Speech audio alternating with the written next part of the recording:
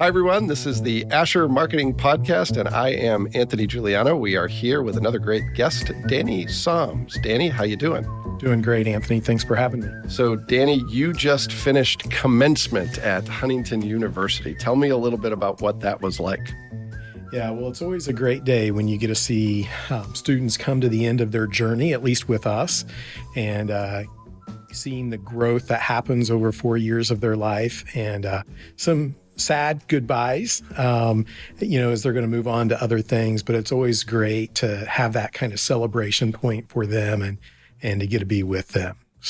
So what involvement do you have in the actual event coordination? Is that a big part of your job, or do you leave that to others?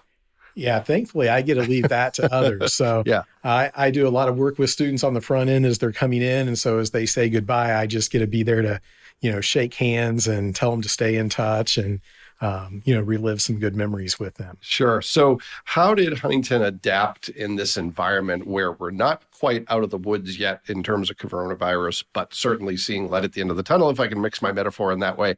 How did you adapt? How is it different than 2020, and how was that different than 2019?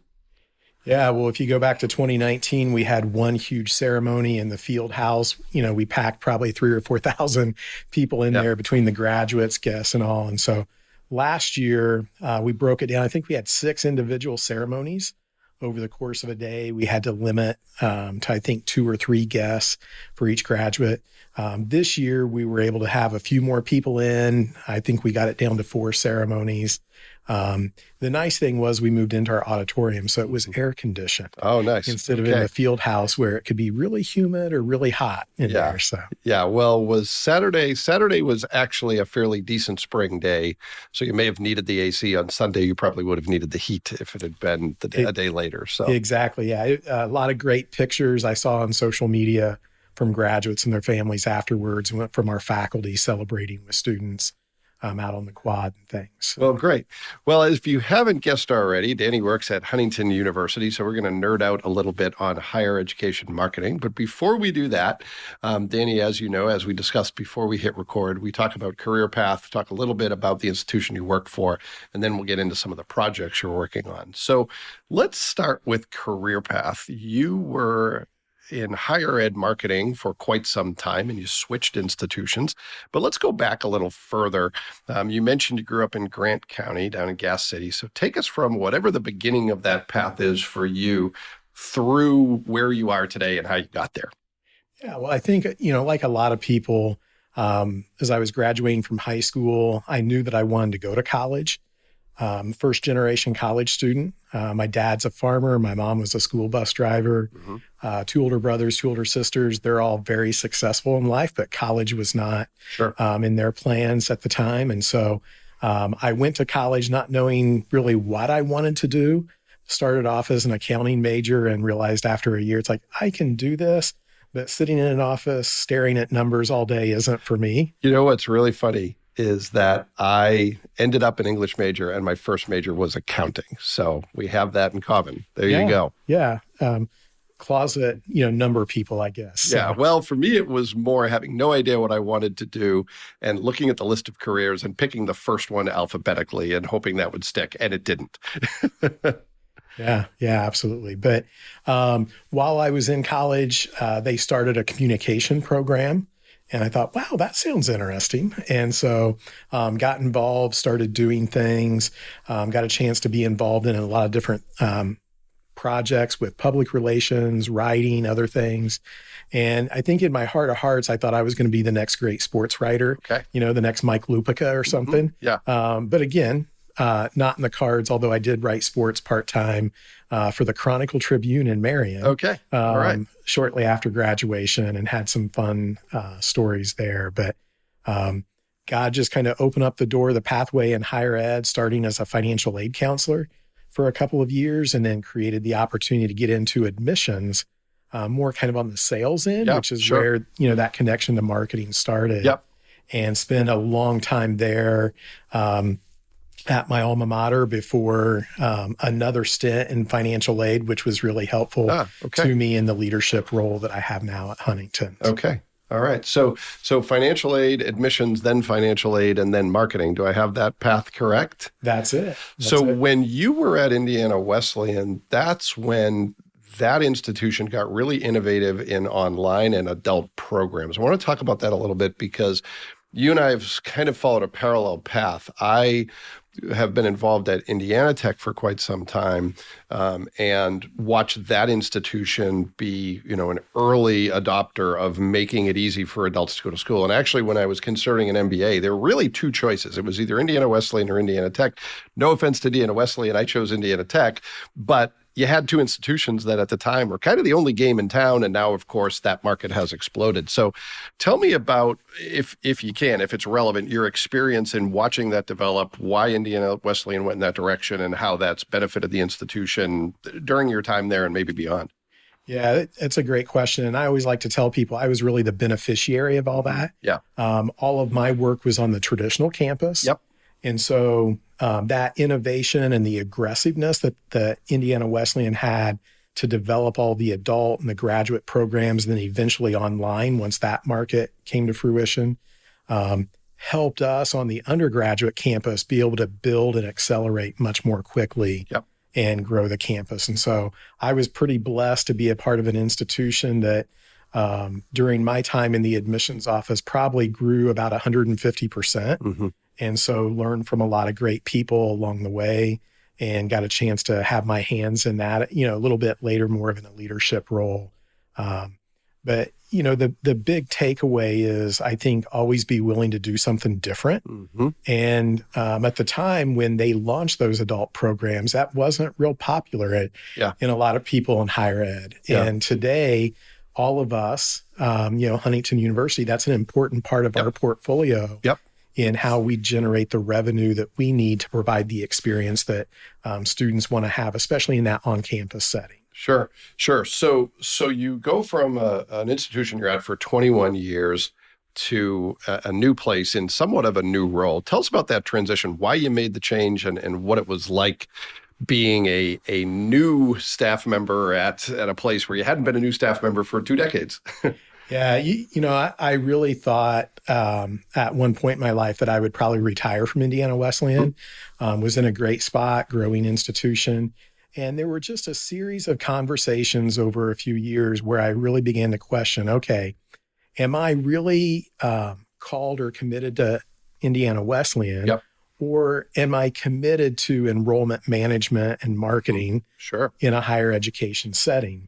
And Indiana Wesleyan went through some leadership transitions, and that created some challenge for me. The role opened up at Huntington and was actually there on a campus visit with my son. Uh-huh. He was attracted to the film, animation, broadcasting programs, great programs at HU. And while I was there, really felt like, yes, I need to pursue this. And then when I met our president, Dr. Sherilyn Emberton, I always said, if I'm going to switch institutions, I want to work for a president who has great vision and is decisive. Yep. And if anyone out there has met Sherilyn, they know that those are two things that you don't have to talk to her very long to see that, oh, yeah, she's a great visionary and she is definitely decisive. Yeah. So it sounds like you're in the right spot. And, Huntington is obviously a growing institution, a thriving institution in a number of different ways, and want to hear more about that. But talk to me about the team of folks you work with. Before we hit record, you and I were talking about the fact that Ash was fortunate to do some work with Huntington University, and you and I are both fortunate to have really great people who actually do the work so we can stay out of the way, you in Lynette and me in Katie.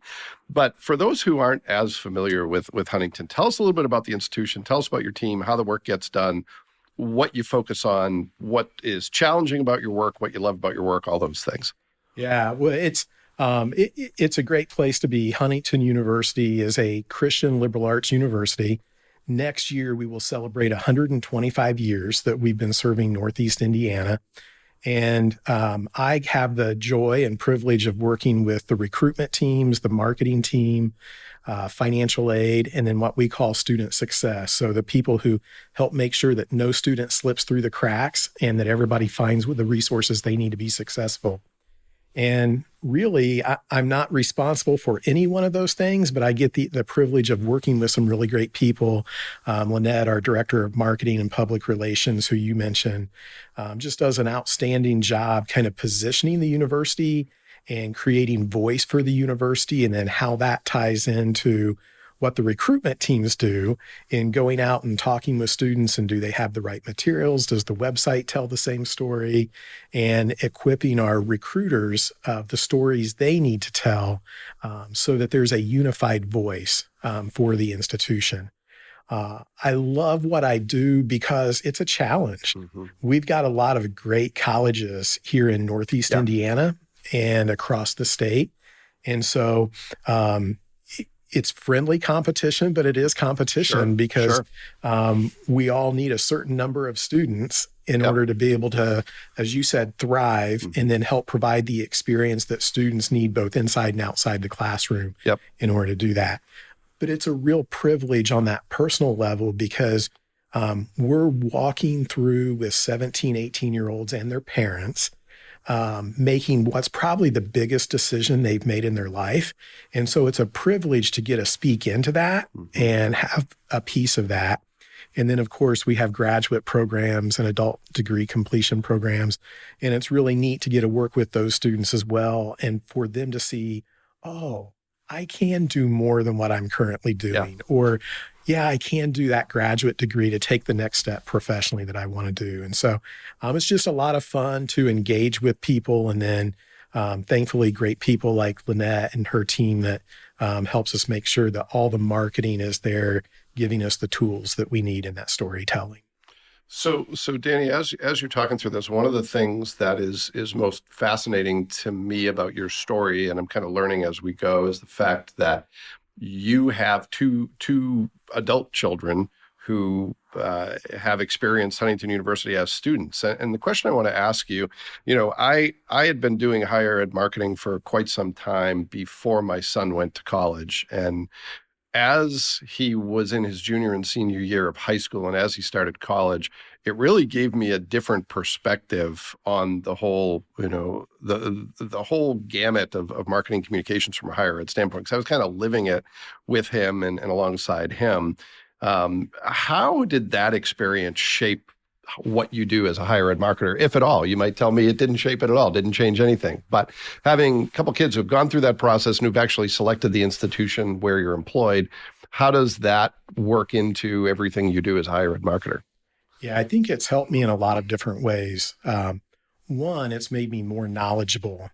I'm also at a stage in life where 18-year-olds really don't care what I have to say. Yeah, you and me both. But their parents are maybe a little more interested. Yeah, sure. So I'm much better at helping parents through the process and giving them confidence that, hey, you can help your student do this and this is reasonable. I know a lot more about the inner workings of the university because I hear my son and my daughter tell stories about, well, we did this in the residence hall, or this professor was really good because of this. And, so that's really helpful.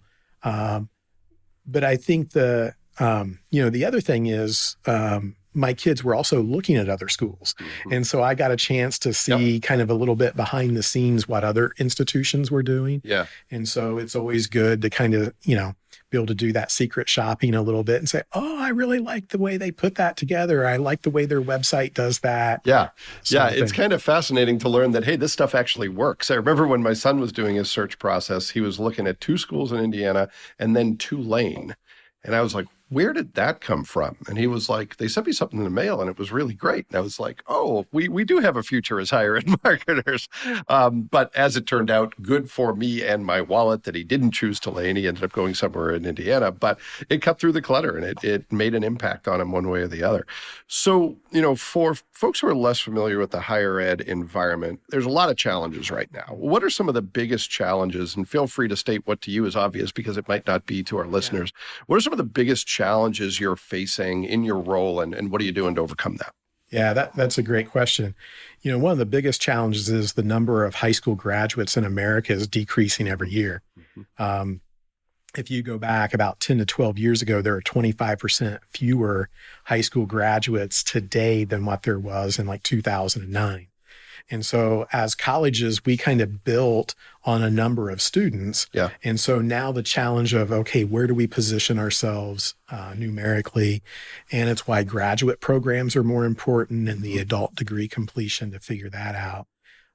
But also then I think as a private institution, that price point and value conversation is really important. As you stated, a minute ago for your son, thankful he didn't choose Tulane because financially, but helping the average family see how they can afford and why it's worthwhile to make that investment.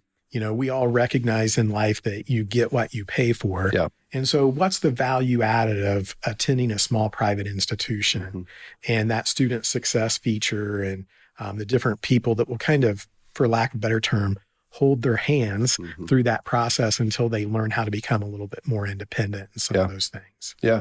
Well, and I would assume that, you attract a good number of students who are close to home, but you're also attracting people really from around the world. So I would assume part of your job when it's a residential experience is selling students on Northeast Indiana and on, you're going to be living in this place you may have never heard of called Huntington, Indiana for the next 4 years. How do you work that in? When is it relevant to do that? And how do you do that? Yeah, absolutely. And that's something where we find the students who are from within an hour, they don't typically ask a lot of questions about what Huntington or what Northeast Indiana has to offer. Today, we had 2 students from central Pennsylvania that were in.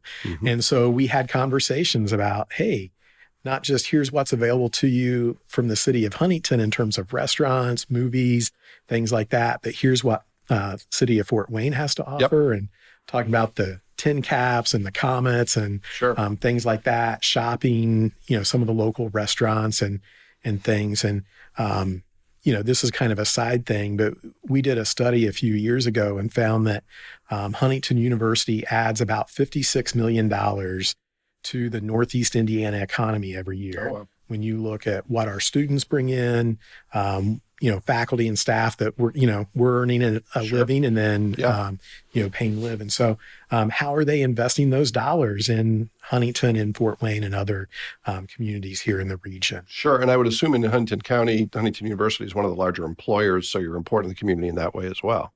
Yeah, it's a privilege to partner with the city of Huntington and the local business leaders. We've been very blessed. Our last 2 mayors have been alums, and Mayor Richard Strick and Brooks Fetters before that. Great guys who see the value of what the city of Huntington brings to the university and how they play a part. And so they're willing to play an active role in talking with prospective students and being on campus and things. And our business leaders have really supported us as well, coming in and letting students know what's there and, inviting them to come and take part in the local services and economy. So, well, it's always good to have friends in City Hall, that's for sure. Absolutely. So, this is sort of an obvious question, but I'd be remiss if I didn't ask it. How did the institution overall navigate the pandemic? My experience was last spring. I was teaching at 2 institutions, and I had set up everything to be face to face and didn't expect anything was going to be different. And then all of a sudden in March, we pivoted and they were online classes. Everybody has, a story about that. But what are some of the things that Huntington University did to adapt and how did that go overall? What were some of the challenges and some of the good things that arose out of it? Yeah, absolutely. So spring 2020, similar to a lot of institutions, we had to send students home. And so that pivot that you just mentioned and Zoom became our great friend as classes going that direction. I think more significantly is what we did during fall 20 as students returned. And so we felt really blessed looking back on it now that the school year's over.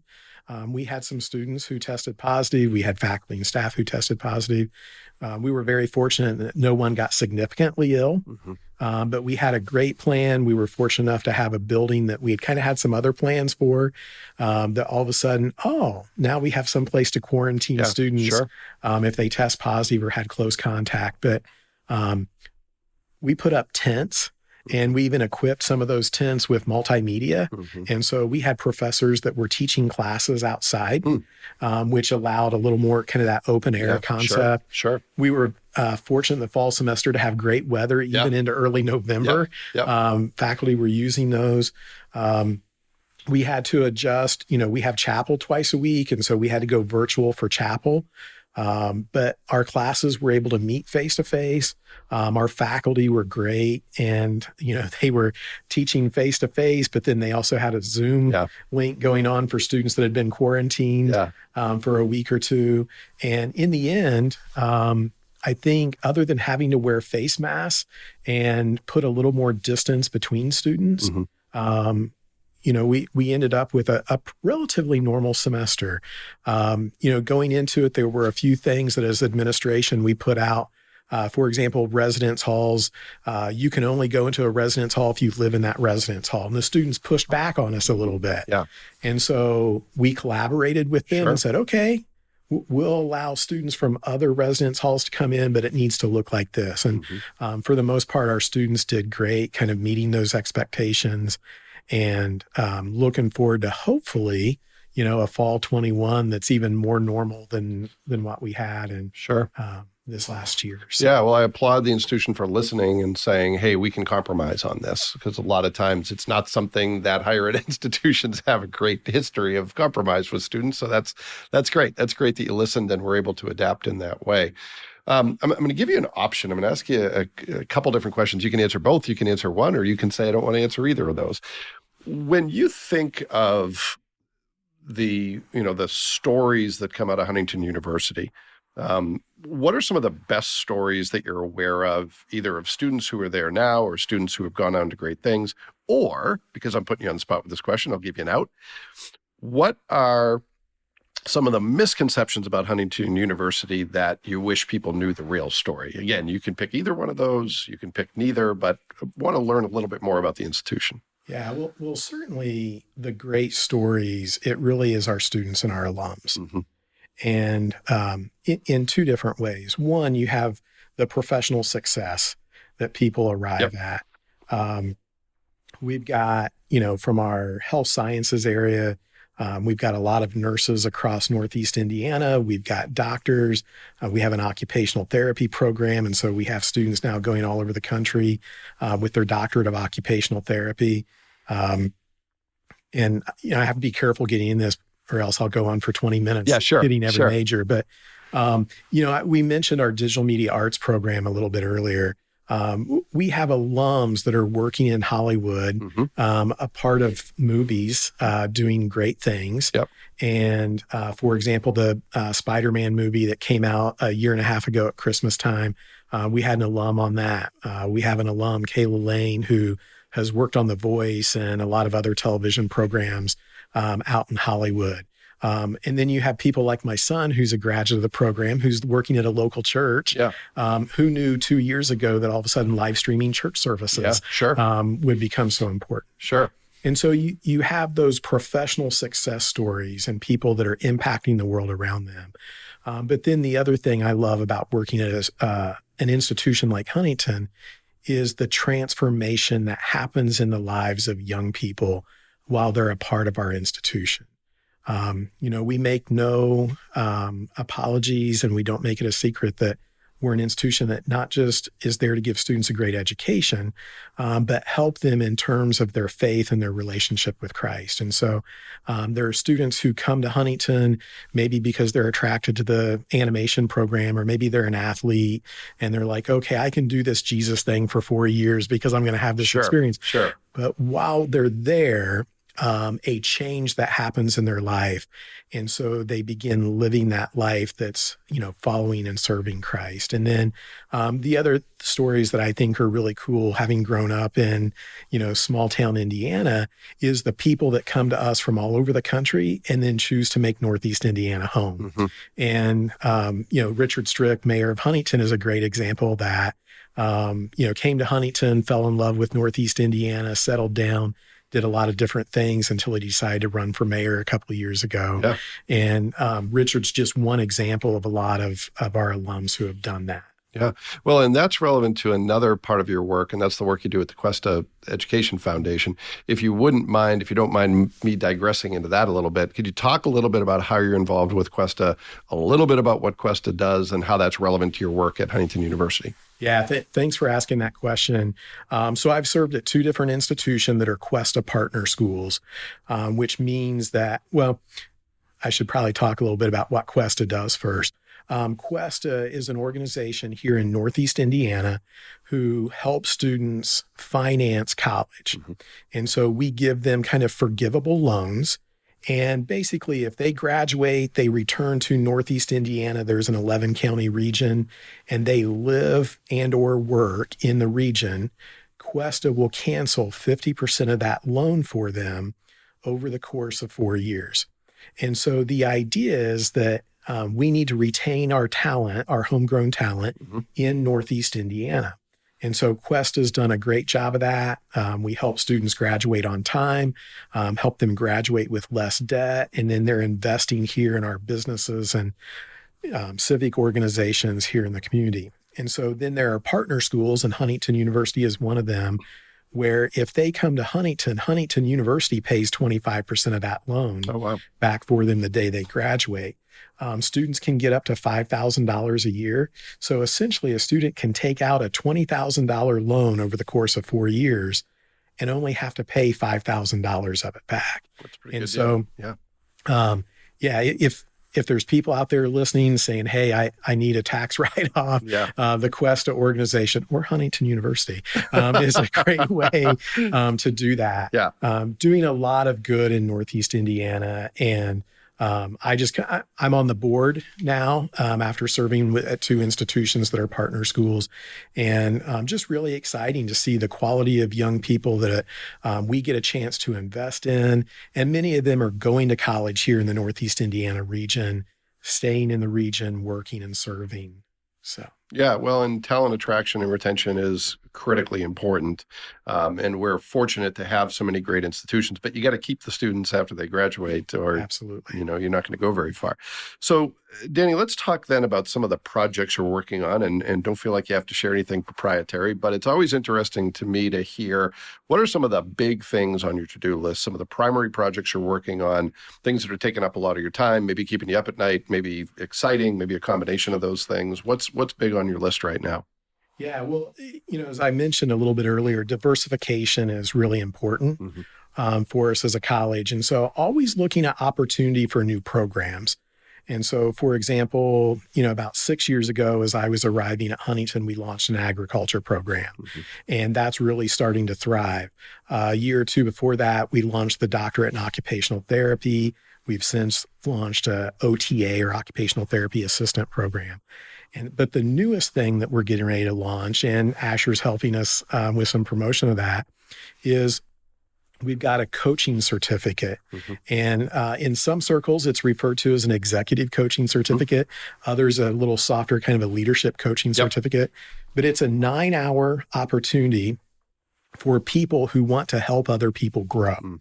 And so, executives all over the region, all over the country, oftentimes when they're new in an executive role, they get a coach and someone who's been trained to help them grow, sometimes has experience in their field, that just kind of helps them navigate this new leadership role. And so our coaching certificate is designed to help people like that. And it actually leads them to, it's called ICF approved, International Coaching Federation. And so it gives them all the credentials that they need to hang a shingle out, if they want to get paid to be an executive coach.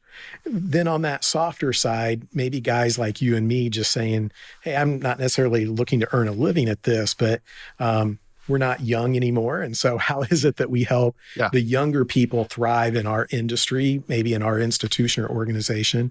And so how can we better help them? And so just educating ourselves a little bit.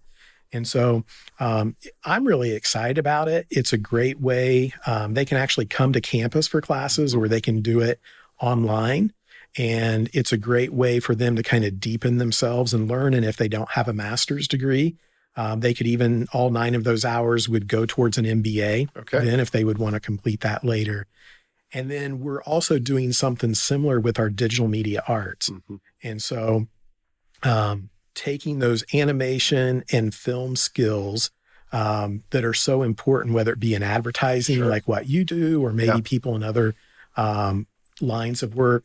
That one's even something a high school student could do it. Yeah. And then those hours would go towards an undergraduate degree. But giving them, storyboarding, concept art, motion graphics, and that sort of thing. And so really excited about what that can bring in helping students get a preview of that fuller degree, or maybe a working professional who's saying, hey, maybe I'm a graphic designer right now, but I would love to know a little more about how I can make animation work to work on commercials and things like that for my organization. Sure. So really taking an innovative look at those stackable credentials, things that build towards a degree but have value in themselves, because people are just taking different paths today, and there's so many entry points for different careers. Yeah, absolutely. That's a great way to put it. And so we're just trying to help, how can we serve Northeast Indiana, honoring who we are as an institution and the things that we do well. And so that leadership and the digital media art certificates are a couple of ways that I think we can enhance Northeast Indiana, but also then help the people along the way. Yeah. Well, you and I were joking as you walked into the building, talking about how now that commencement is over, you can kick your feet up and just relax for 3 months. And of course, that's not the case. Lots going on at Huntington University. All right. Well, Danny, let's move on to what I call the speed round of the show, where I ask you similar questions to the ones we've talked about, but in a more condensed fashion. So we're just looking for quick hit, tweetable, shareable answers to these questions. So when you think about your career path, and what has allowed you to be fulfilled, successful, if you want to call it that, however you define that, what do you think is the key? What's the most critical thing that you would maybe pass on to your kids or other folks when it comes to career success? Yeah, for me in my journey, I think patience was really important, and just being willing to walk through the open door that was in front of me. And when I look back over my career, nothing went the way I probably would have designed it. Yeah. But looking back on it, I wouldn't trade the experiences that I have. And so just being willing to fill in the gaps, fill the needs. And sometimes I was able to work in areas of strengths for me. And other times I was asked to work in areas that were weaknesses. But it grew me and helped me get better to a position where, now leading other people, doing those things and letting them kind of spread their wings and become the leaders and professionals. So. Yeah. You mentioned that earlier, and that's actually been one of the most fulfilling pivots, if you will, that I've had the opportunity to make in my career, to go from, I'm going to spend most of my time developing myself, to saying, I'm good. I still want to learn, but I get more fulfillment out of developing other people than I do out of adding, to my skill set. Yeah, that's a hard transition. Yeah, sometimes. It is. You're kind of admitting the end is nigh. Yeah.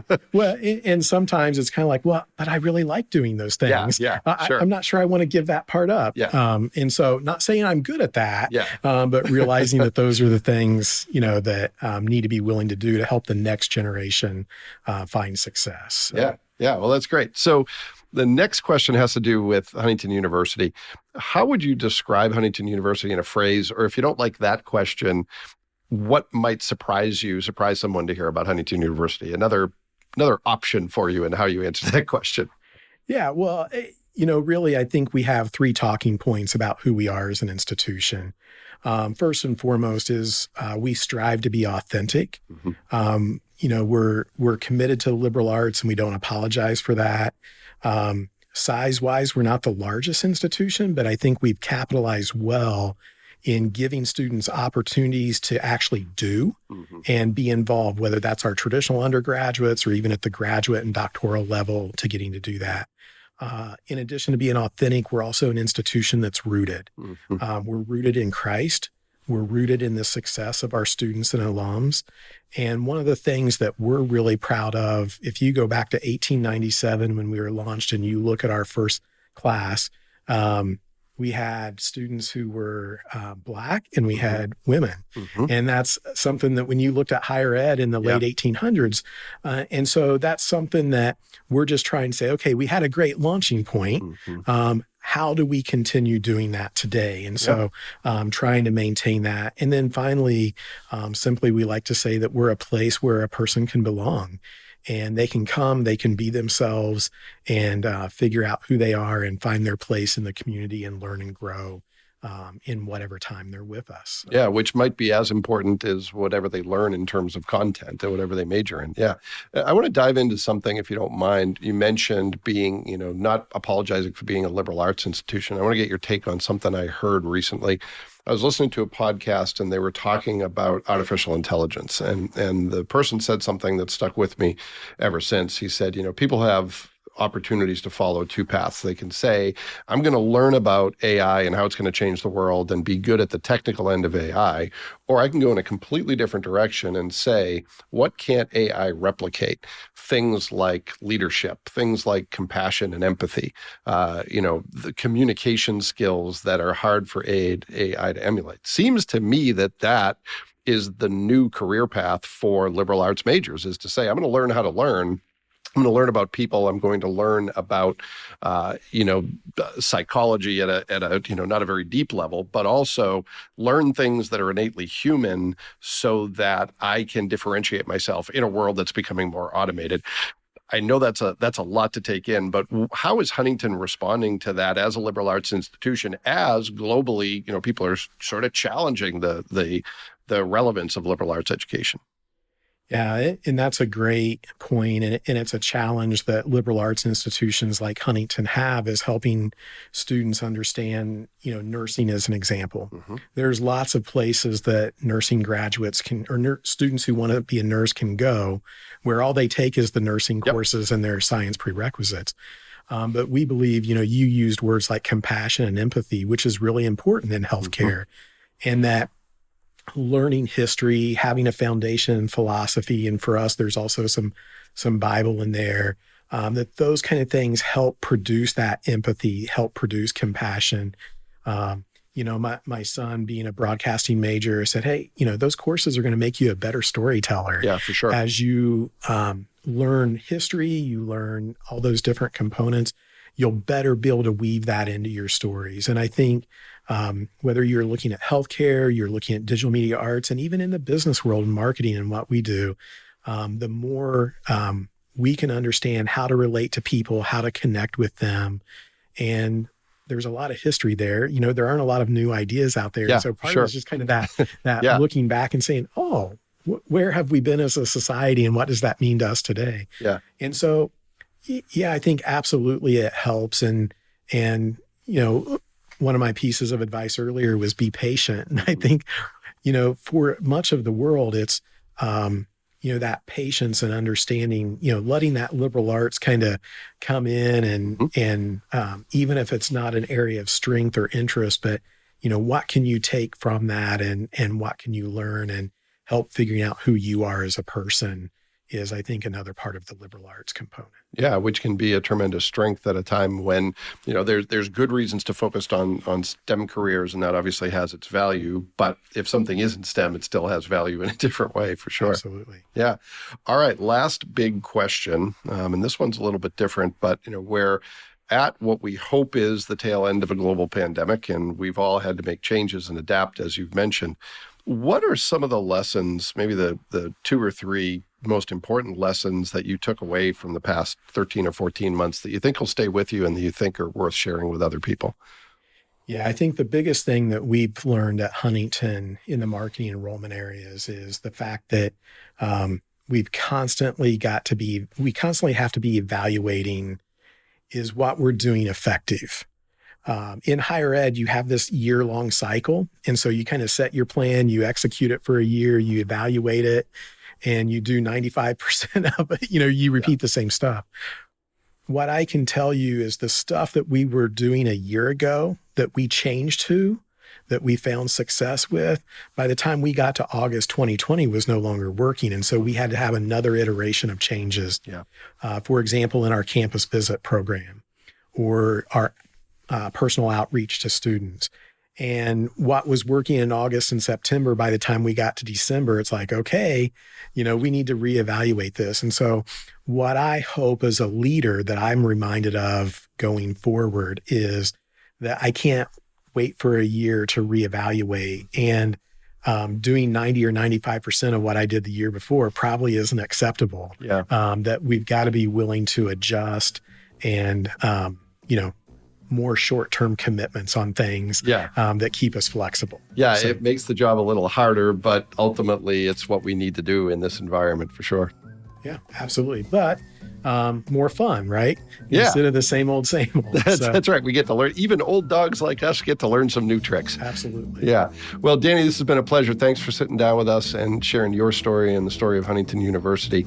And for everyone out there who took the opportunity to listen to this, thank you. We'll be back next time with another great guest, and we hope you'll join us then.